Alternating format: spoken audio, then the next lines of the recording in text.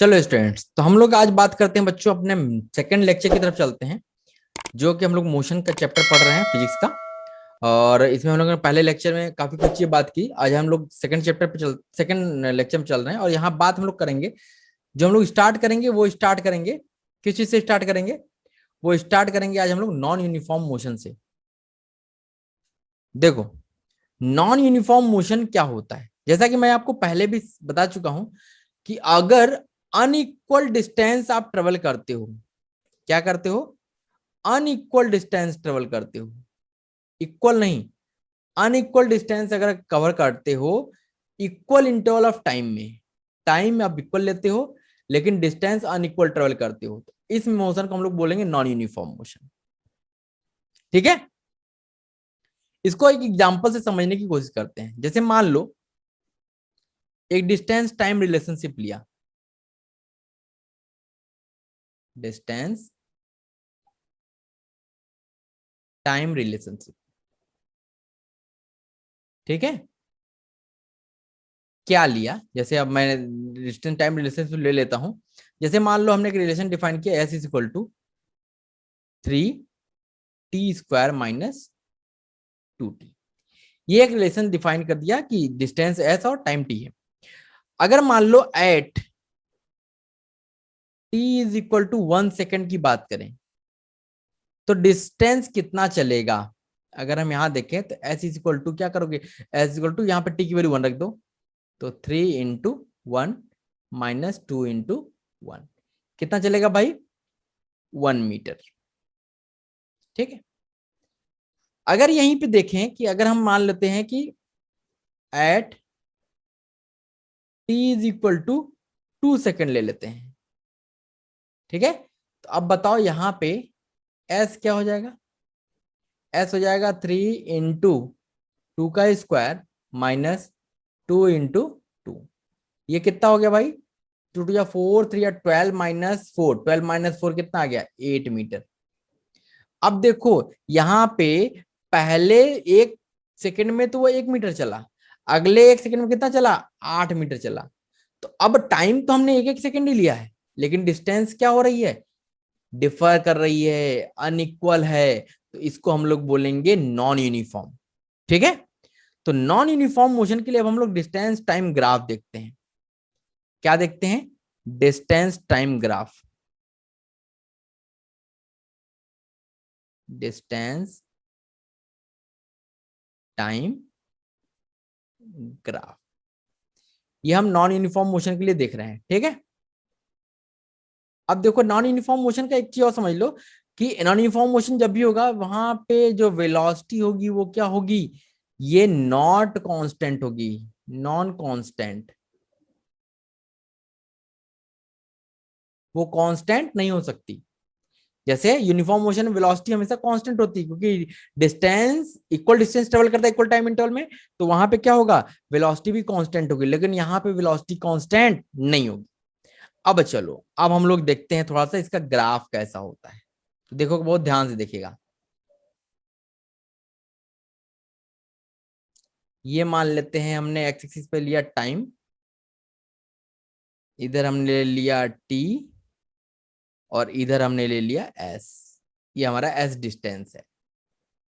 ठीक है, अब देखो, अब यहां पे जो हमारा ग्राफ होगा, अगर हमारा ग्राफ ऐसा है, ठीक है, तीन टाइप के ग्राफ बन सकते हैं। एक तो ये ग्राफ बनेगा, एक ग्राफ हमारा ये बन सकता है,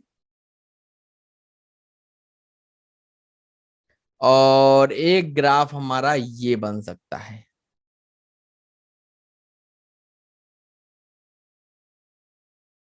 ये तीन टाइप के ग्राफ बन सकते हैं। अब देखो, ये जो रेड वाला ग्राफ है, जैसे मान लो कोई ऑब्जेक्ट यहां पहुंचा,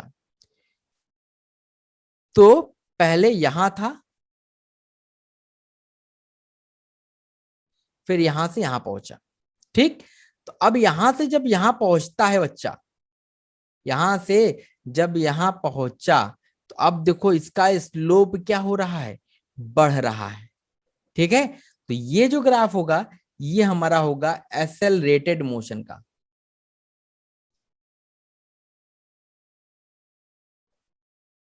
ये किसका होगा? एक्सेलरेटेड मोशन का ग्राफ होगा। यहां क्या होगा? ये देखो, अगर ऑब्जेक्ट यहां से यहां पहुंच गया तो अब देखो यहाँ पे इसका स्लोप क्या हो रहा है? घट रहा है। तो अब ये स्लोप घट रहा है, इसका मतलब स्पीड घट रही होगी। स्पीड घट रही है, इसका मतलब ये क्या है? Retarded motion.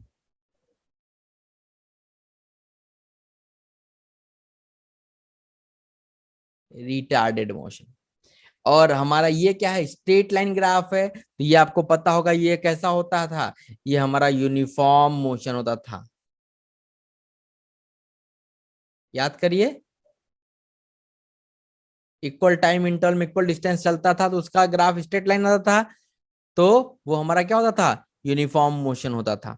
ठीक है, तो इसका मतलब हो गया कि अगर हमारा ग्राफ ऐसा है, देखो, अगर हमारा ग्राफ ऐसा है तो ये हमारा एक्सेलरेटेड मोशन है। अगर हमारा ग्राफ ऐसा है तो ये हमारा रिटार्डेड मोशन हो गया। अगर हमारा ग्राफ स्ट्रेट लाइन है तो ये हमारा हो गया यूनिफॉर्म मोशन। अब इसको आप हमेशा याद रखना, ठीक है? इसको आपको याद रखना पड़ेगा कि ग्राफ कौन किसका। ये देखो, जब ऐसा ग्राफ बनता है, एक बार फिर से मैं आपको समझाने की कोशिश कर दूं, कि जब भी ऐसा ग्राफ बनता है बच्चों, देखो ऐसा ग्राफ जब भी बनता है तो अब देखो यहाँ पे क्या है? यहाँ पे देखा जाए तो यहाँ पे एंगल देखो, यहाँ पे अगर टेंजेंट खींचो तो यहाँ पे एंगल इतना बना। यहाँ पे अगर टेंजेंट खींचोगे तो ये ऐसे जाएगा, और यहाँ पे हॉरिजॉन्टल लाइन खींचोगे तो ऐसे, ये एंगल देखो ज्यादा हो गया। अगर यहाँ पे टेंजेंट खींचोगे तो यहाँ पे और बड़ा एंगल बनेगा। तो इसका मतलब धीरे धीरे धीरे एंगल बढ़ता जा रहा है। तो बढ़ता रहा है, इसका मतलब स्लोप बढ़ रहा है। स्लोप बढ़ रहा है तो वेलोसिटी भी बढ़ेगी, स्पीड भी बढ़ेगी। तो ये हमारा क्या होगा? एक्सेलरेटेड मोशन होगा। लेकिन ये क्या होगा? इस केस में हमारा स्लोप घटता है। ठीक है, तो इस तरीके से याद रखिएगा कि डिस्टेंस टाइम ग्राफ अगर ऐसा है तो एक्सेलरेटेड, अगर ऐसा है तो रिटार्डेड, अगर स्ट्रेट लाइन है तो यूनिफॉर्म मोशन। इतनी बात समझ में आ गई? चलो आगे बढ़ते हैं। अब देखते हैं हम लोग कि वेलोसिटी टाइम ग्राफ कैसा होगा नॉन यूनिफॉर्म मोशन के लिए। Velocity time graph. अब हम लोग वेलोसिटी टाइम ग्राफ देखते हैं बच्चों, ठीक है, कि वेलोसिटी टाइम ग्राफ कैसा होगा। तो अब जैसे मान लो हमारे पास ये है,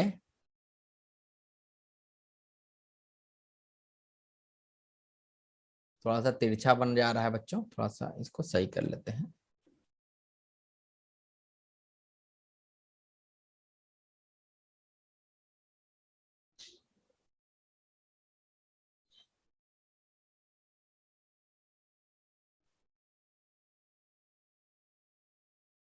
देखिए, अब हम क्या करते हैं, अब हम देखो वेलोसिटी टाइम ग्राफ खींच रहे हैं, तो इधर हमने टी ले लिया, टाइम ले लिया, इधर हमने वेलोसिटी ले लिए, बी ले लिया।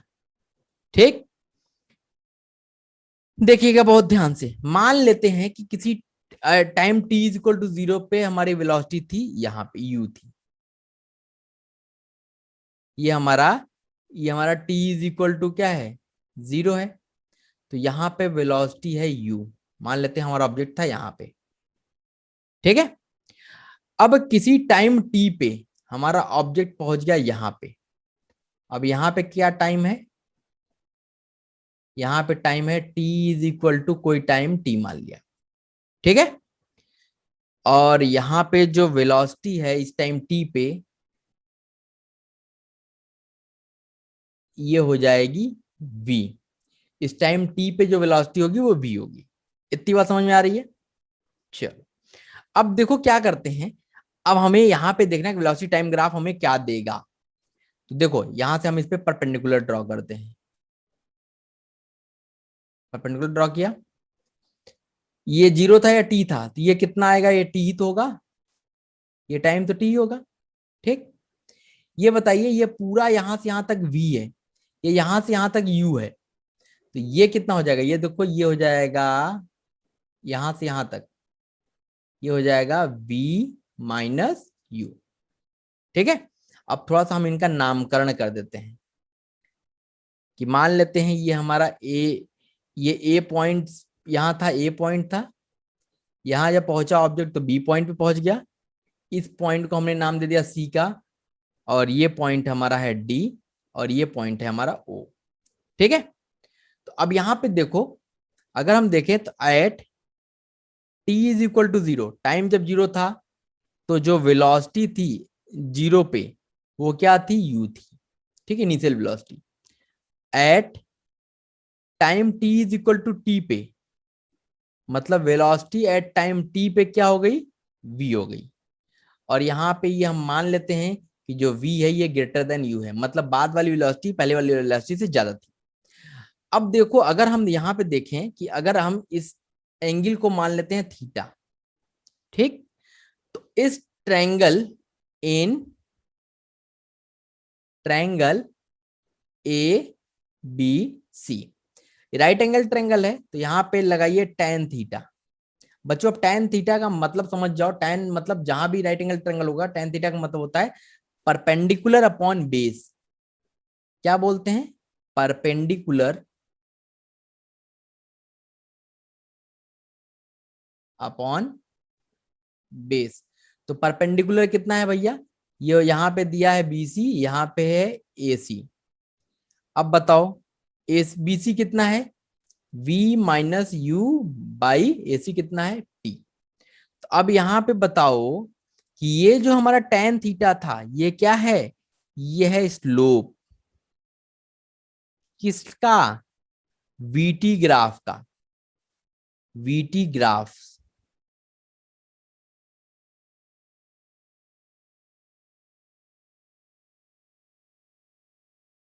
वीटी ग्राफ का स्लोप है tan थीटा। ठीक है। और इधर क्या है भैया, v minus you upon T. और ये v minus you upon T होता क्या है बच्चों, एक्सेलरेशन ही तो होता है। एक्सेलरेशन होता है या नहीं होता है, होता है। तो यहां से देखो एक चीज हमको मिल गई, क्या मिल गई, कि स्लोप जो वीटी ग्राफ का होता है वो हमको क्या देता है, एक्सेलरेशन देता है। ठीक है। तो इसको आप नोट करके अच्छे से लिख लो, नोट बना के 500 के नोट पे लिख लो कि स्लोप ऑफ वीटी ग्राफ मतलब velocity time graph, velocity time graph का स्लोप गिव्स अस एक्सेलरेशन। इसको अच्छे से नोट करके लिख लो। ठीक है, इतनी बात समझ में आ गई कि वेलोसिटी टाइम ग्राफ का स्लोप आपको क्या देगा बच्चों, एक्सेलरेशन देगा। इतनी बात समझ में आ गई। आगे चलें, अब हम क्वेश्चंस लेते हैं, थोड़ा सा क्वेश्चन लेने की कोशिश करते हैं। देखो अब हम एक क्वेश्चन लेते हैं, क्वेश्चन है ग्राफ का ही। जैसे मान लो ये आपके पास ग्राफ दिया हुआ है, इधर है टाइम टी, इधर है वेलोसिटी, और जो हमारा ग्राफ है वो ये है। ठीक है, ये हमारा पॉइंट ए है, ये हमारा पॉइंट बी है, यहां से परपेंडिकुलर ड्रॉप कर दिया जाए तो ये है t is equal to 20 second, यहाँ a है 10 मीटर पर सेकेंड, और यहाँ b पे जब पहुंचता है तो यहाँ इसकी वेलोसिटी जो होती है वो होती है 30 मीटर पर सेकेंड। तो कहता है फाइंड एक्सेलरेशन।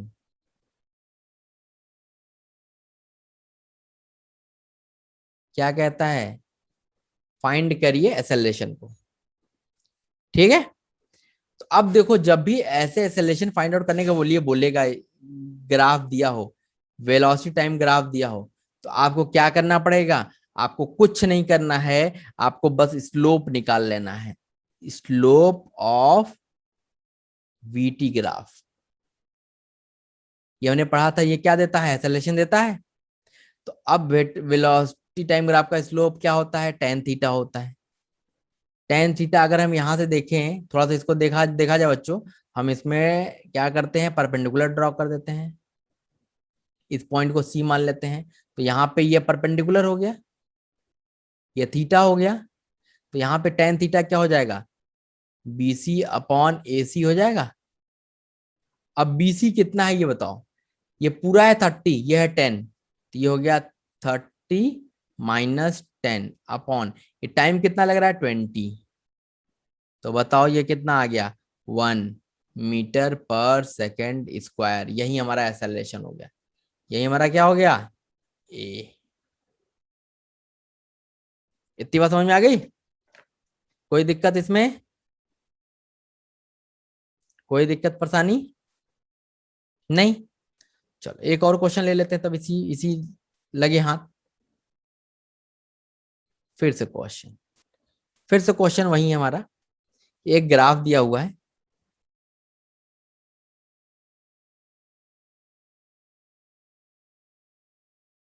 इस पे अभी भी v है, इस पे अभी भी टाइम t है, ठीक है, लेकिन हमारा ग्राफ जो दिया हुआ है वो ऐसा दिया हुआ है।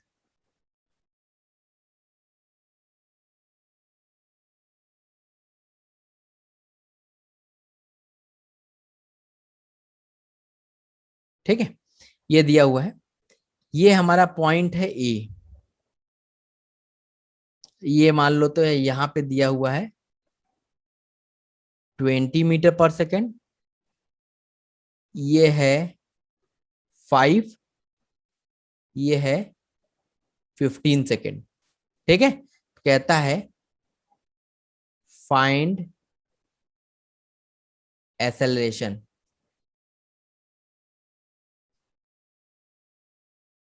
एंड रिटार्डेशन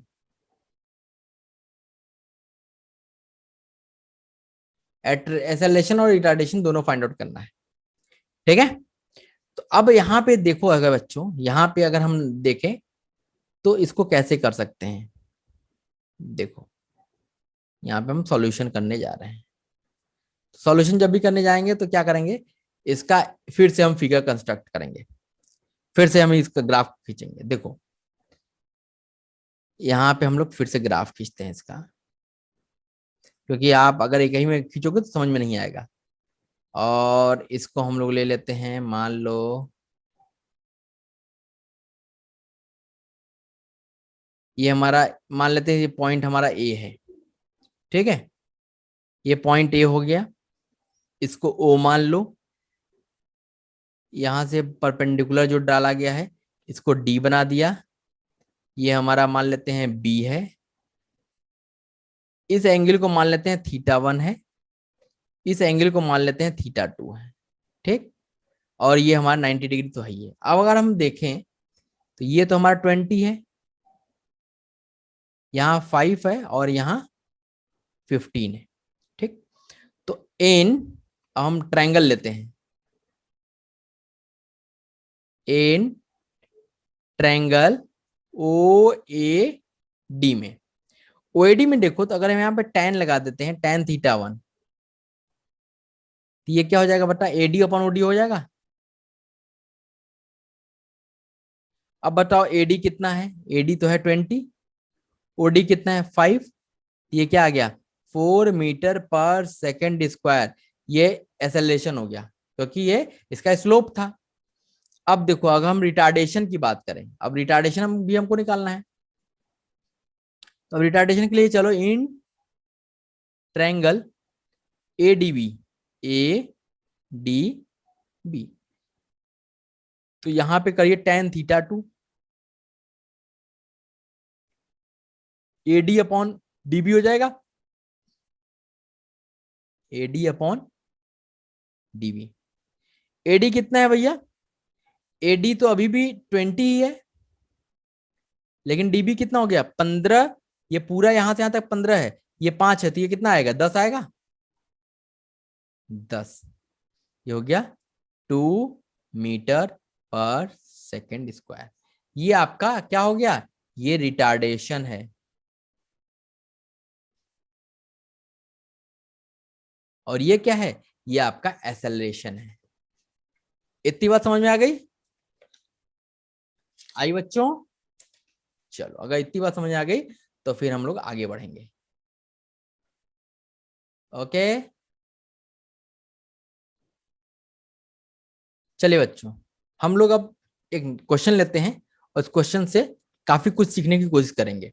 ठीक है, अभी क्वेश्चन देखिए क्या कहता है। A body start from rest, एक बॉडी है जो रेस्ट से स्टार्ट करती है चलना, मेंटेनिंग एन एक्सेलरेशन, अब वो मेंटेन करती है एक्सेलरेशन पी।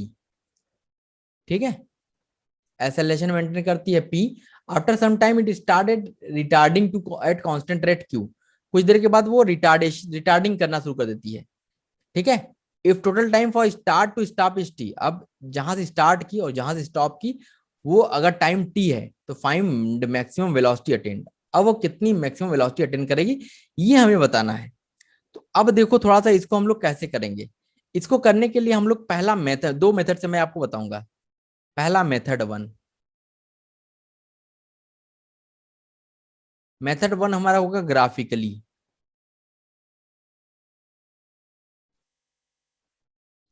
अगर ग्राफिकली आप समझ गए तो ग्राफिकली ज्यादा इजी होता है, नहीं तो फिर हम लोग उसको सॉल्व भी करना सीखेंगे।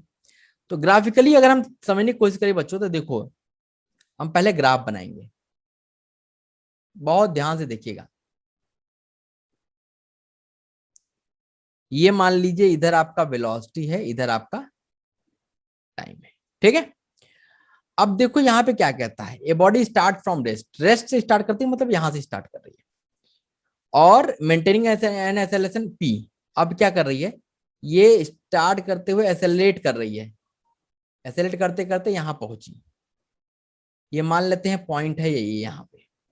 ठीक है, अब यहां पहुंचने के बाद अब ये क्या कर रही है, रिटार्ड कर रही है, रिटार्ड करते करते करते यहां पहुंच गई। ठीक है, अब देखो क्या होता है कि इधर जो है, ये इधर जो है ये एक्सेलरेशन आपको दिया है,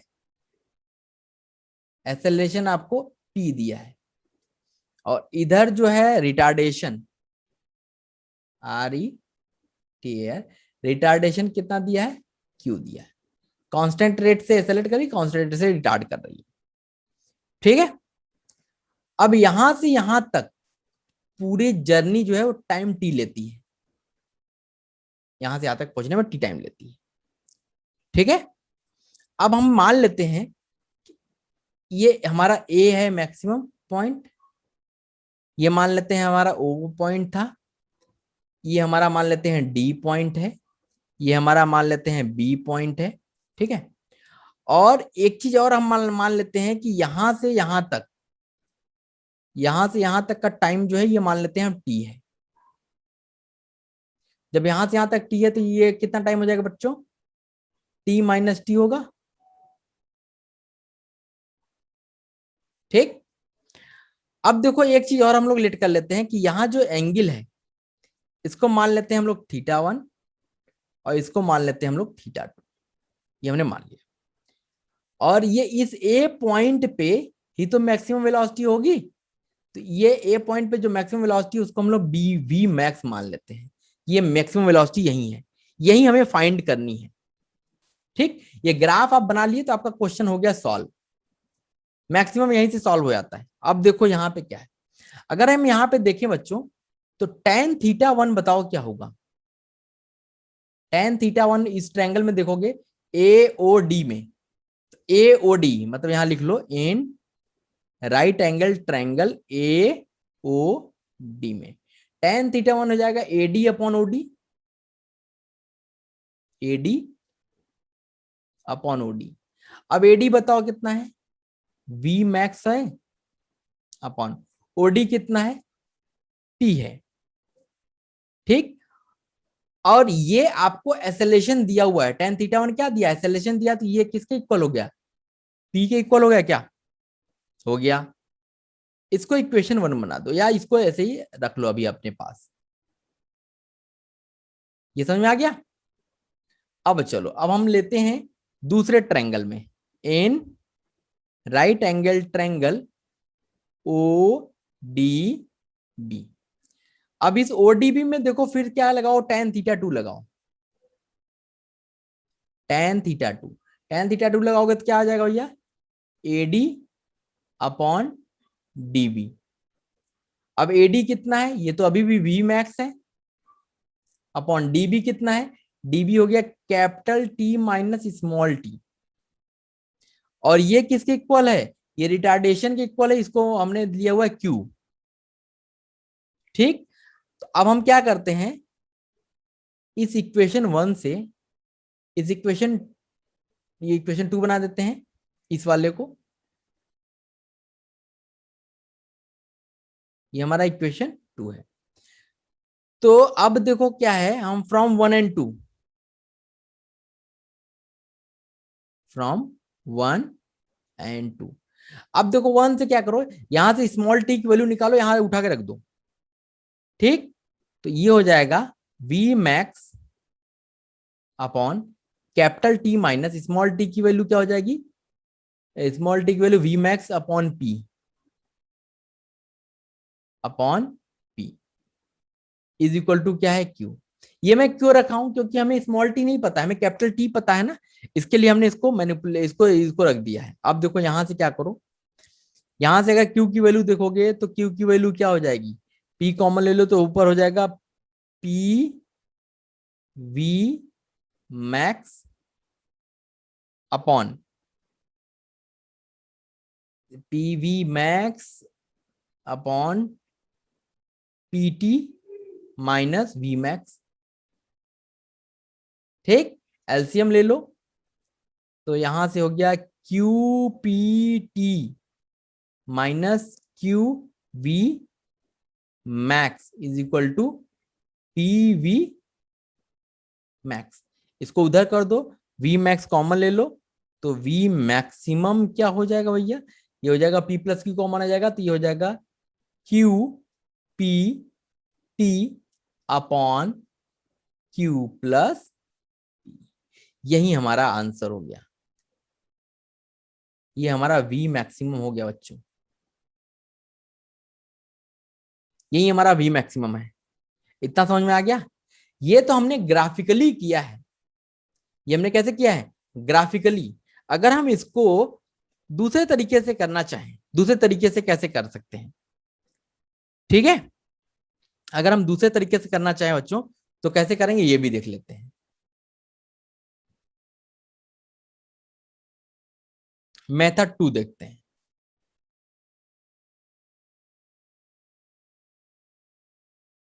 मेथड नंबर 2, अब देखो यहां हम लोग मान लेते हैं कि ये हमारा पॉइंट ए है, ठीक है, यहां से हमारा वो स्टार्ट करता है, स्टार्ट कर रहा है ना,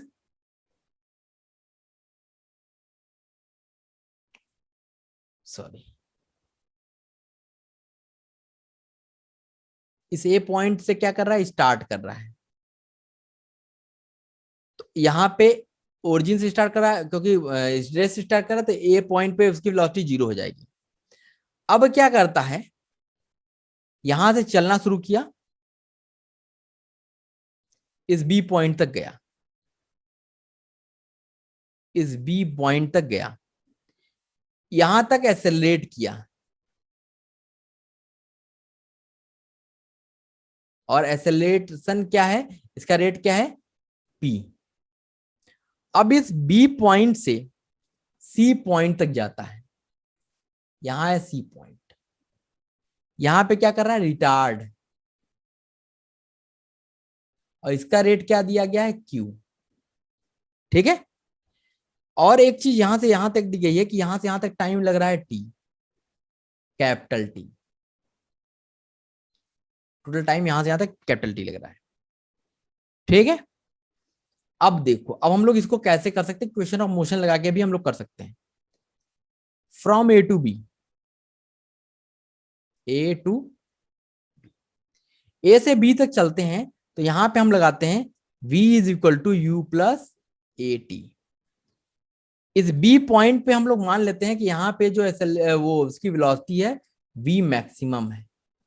ठीक है, तो अब जब ए से बी तक चलता है तो ए पे इसकी स्पीड 0 थी, u 0 हो गया, v क्या हो जाएगा, v मैक्सिमम, तो यहां हो गया v max is equal to 0 plus A कितना है, पी है, और टाइम टी मान लेते हैं, यहां से यहां तक टाइम मान लेते हैं टी है। ठीक है,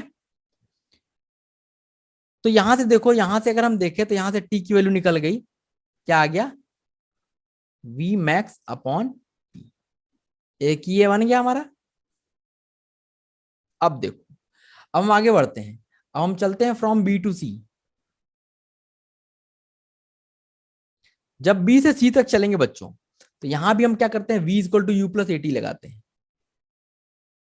ठीक, अब यहां देखो, यहां से यहां चला तो यहां v मैक्सिमम था, यहां स्पीड क्या हो गई इसकी, जीरो। इनिशियल v मैक्स हो गया, फाइनल क्या हो गया, जीरो हो गया। तो फाइनल जीरो हो गया, इनिशियल क्या है, v मैक्स। अब देखो प्लस, अब देखो एक ही जगह पे यहां रिटार्डेशन हो रहा है, तो इसकी क्या है, माइनस क्यू, और टाइम कितना लग रहा है, t माइनस स्मॉल टी।